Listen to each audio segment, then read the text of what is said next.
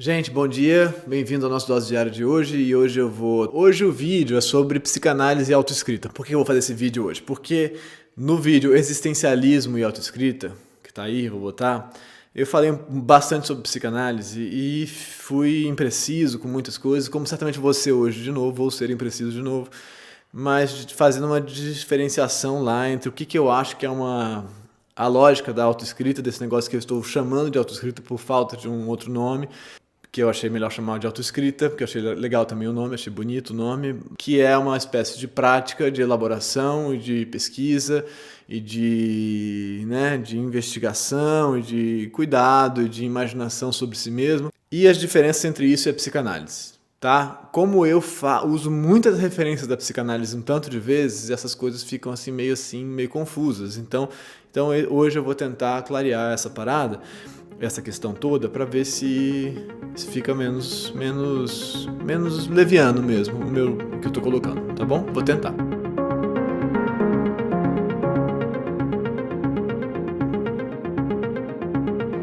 Primeiro, eu quero dizer o seguinte, qual que é a minha relação com a psicanálise? Eu não tenho formação em psicanálise, muita gente pergunta, eu não tenho formação em psicanálise, não tenho.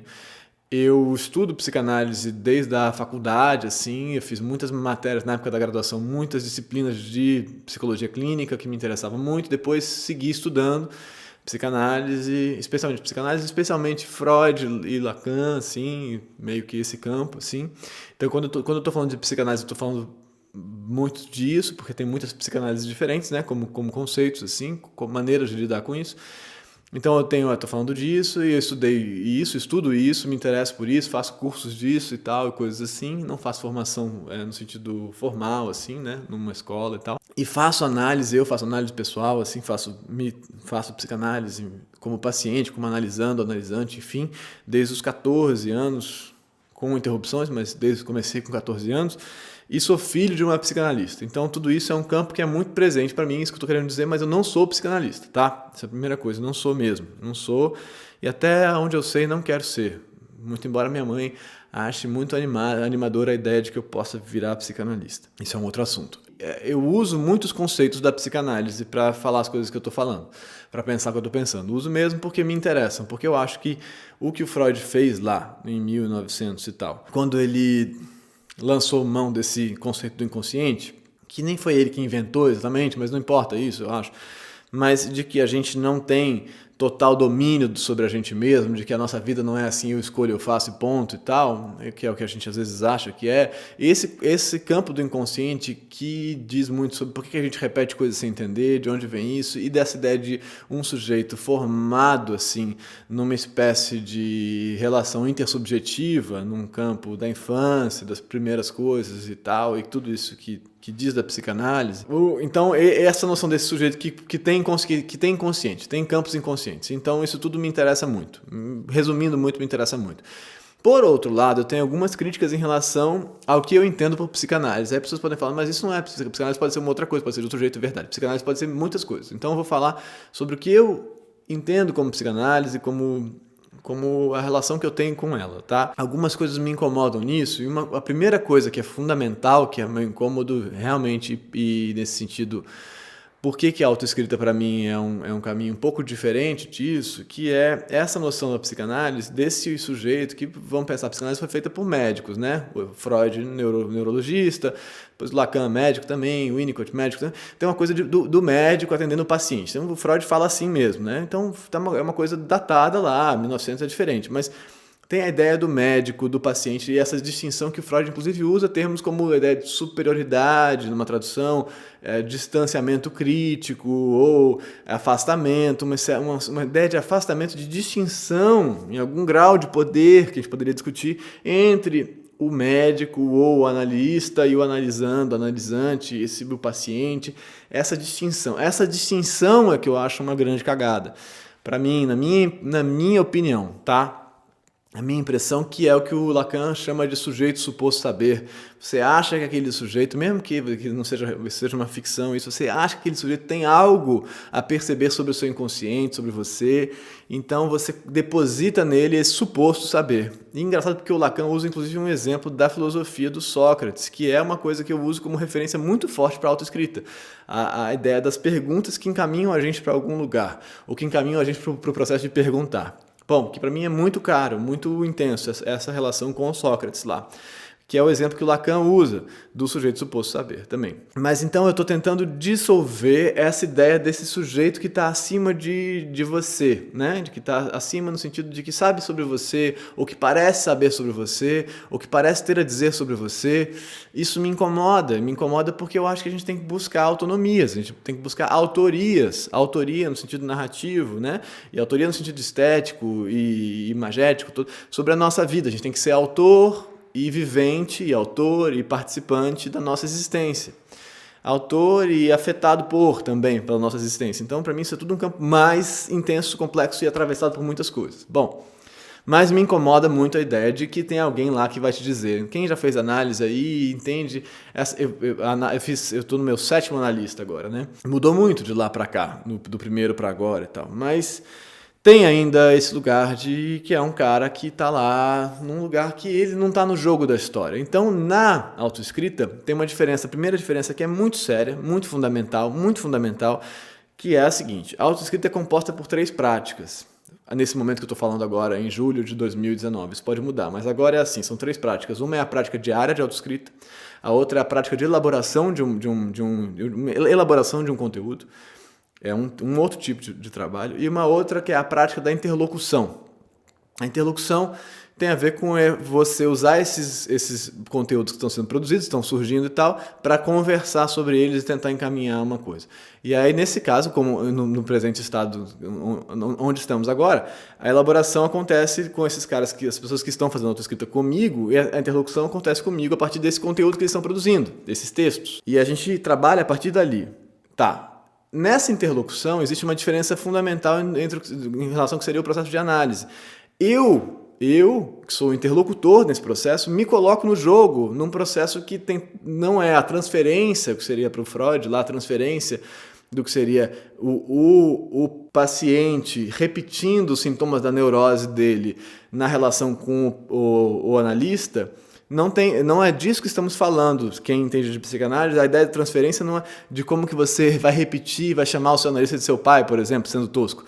Não é sobre isso, porque para mim, na interlocução da autoescrita, eu estou dentro do jogo narrativo. Então, o que acontece é que eu vou me usar dentro da narrativa, vou usar o que eu posso construir sobre mim, o que eu acho que é possível para gerar cadeias de significado, de diálogo e de elaboração com aquele outro sujeito que está ali. Enquanto ele conta histórias e elabora histórias, eu também conto histórias, e a gente está vibrando nesse campo de interlocução direta. Não tem distinção entre uma coisa e outra, e tá claro que eu estou tentando contar histórias para tentar usar aqueles conteúdos, então, para encaminhar para algum lugar ou para elaborar alguma coisa. Mas então, a gente não está falando de uma distinção, efetivamente, na minha impressão, entre mim e esse outro sujeito. Eu estou dentro da história, a gente não está funcionando nesse sentido por transferência entre paciente e analista, a gente está funcionando por identificação e por empatia. Por processo de empatia narrativa, que é próprio da narrativa. É isso que eu faço na interlocução da autoescrita.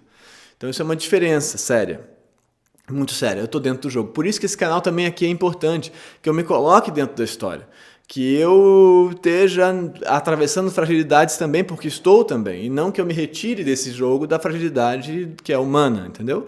Que é do existir, que é da angústia e tudo mais. Então eu estou aqui existindo, então isso é muito importante para mim, para que a gente esteja num campo de elaboração conjunta. Isso é muito fundamental. Uma segunda distinção fundamental é a seguinte: o Freud, quando ele pensou lá a psicanálise e tal, era uma outra prática. Ele atendia a galera 4, 5 vezes na semana. É uma outra história. Hoje em dia o campo é outro. Não tem como você fazer, muito raro. Eu já fiz análise 4 vezes na semana, num período que eu estava muito, muito fragilizado, e é uma outra experiência. Hoje em dia eu faço 1 vez por semana. É uma outra experiência, totalmente diferente. Então, como é que é isso de um lugar que você vai lá 50 minutos e você elabora questões e depois você fica a sua semana inteira tentando reelaborar aquilo e tal? Então, na autoescrita, eu tento fazer como é que eu faço, até porque tem uma questão financeira muito séria aí. Como é que você pagaria, por exemplo, 5 sessões na semana para o seu analista? Tem gente que não consegue, muita gente, a grande maioria não consegue pagar uma sessão. Eu não consigo pagar. O meu analista ele tem um preço que eu não consigo pagar. Então eu passei, por exemplo, 1 ano sem pagar. Eu falei, cara, não tenho condição de pagar, eu vou parar. Ele falou, não precisa parar, você não paga. Eu passei 1 ano sem pagar nenhum tostão, porque eu não podia pagar o preço que ele custa, que é o preço da hora de trabalho dele. Enfim, isso é uma discussão seríssima sobre o preço do seu trabalho. Então você não consegue mais, nos dias de hoje, fazer uma análise 5 vezes na semana. É impossível fazer isso, eu acho muito difícil. Então a autoescrita propõe trabalhos que você vai fazer em casa, sozinho. Você vai continuar elaborando esse conteúdo aqui. Então tem a prática diária da elaboração que vão continuar você vai trabalhar. A gente parou aqui hoje, mas você vai trabalhar. E continue, semana que vem a gente pega daí de novo. Ou de outro lugar, mas a gente não parou de trabalhar. Não pode parar de trabalhar o seu processo de elaboração. Então é uma diferença muito séria, porque a realidade, tem muita gente no campo da psicanálise, como é que faz análise hoje em dia? Como é que faz no mundo de hoje, com a velocidade das coisas e tal? Você não pode mais. Minha mãe coloca essa questão o tempo todo, porque você não consegue ter uma agenda de pacientes e tal, porque isso tudo está mudando o tempo inteiro. Cancela, muda, remarca, tudo é um caos. Então, o processo da transferência, que era fundamental para a análise, ele se fragiliza. Dessa relação intensa de repetição de sintomas neuróticos entre o paciente e o analista, ela se fragiliza hoje em dia. Ela está problematizada. Isso é uma coisa que todo mundo aí está pensando sobre isso, que faz psicanálise, está pensando sobre isso. Como é que a gente lida com isso? Como é que faz? Então, eu penso em outras estratégias para caminhar essa elaboração. Isso é uma distinção também muito séria para mim, entre esses dois campos. A outra distinção também muito importante para mim é que a psicanálise é um processo longuíssimo. A autoescrita também porque é muito irmão nesse sentido. É você continuar elaborando suas tramas narrativas, as suas tramas sintomáticas, as suas tramas de sentido, as suas tramas de imaginário, e clareando, elaborando e desclareando, e repensando, e repassando, e repassando. Não tem uma resposta para nada daquilo, você vai processando cada vez mais. Mas na minha ideia com o negócio da autoescrita, dessa prática, é de você, então, não precisar necessariamente pensar que você vai ficar 10 anos fazendo aquilo. Aquilo é uma prática que pode se intensificar por um período e se retirar por um outro período, pode estar mais forte naquele processo, naquele momento e baixar aquilo. Não que a psicanálise não possa fazer, de repente faz 3 vezes na semana a análise, mas isso é muito difícil de fazer, porque você não tem como pagar. Então, então tem uma realidade para mim que é como é que a gente paga pelas coisas, como é que a gente consegue, porque muita gente aqui no canal, por exemplo, me fala, eu queria muito fazer análise, mas eu não tenho como pagar, eu não tenho dinheiro para pagar. Inclusive, algumas pessoas com quem eu comecei esse trabalho de autoescrita, eu falo, mas e quanto que você poderia pagar por semana para a gente começar a trabalhar esses conceitos e elaborar essas coisas? E a gente tenta, para ver se é viável para um e para outro.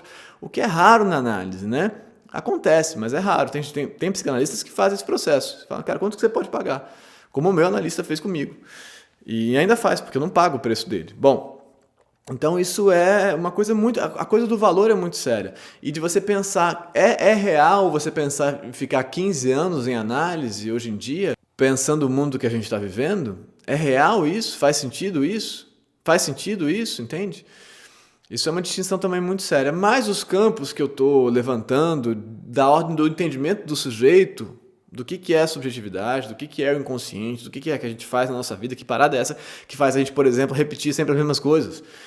Isso é a pergunta que eu mais recebo o tempo todo. Por que eu repito? Então, por que é que isso acontece? Isso está ligado totalmente à psicanálise. Só que a prática é um pouco diferente.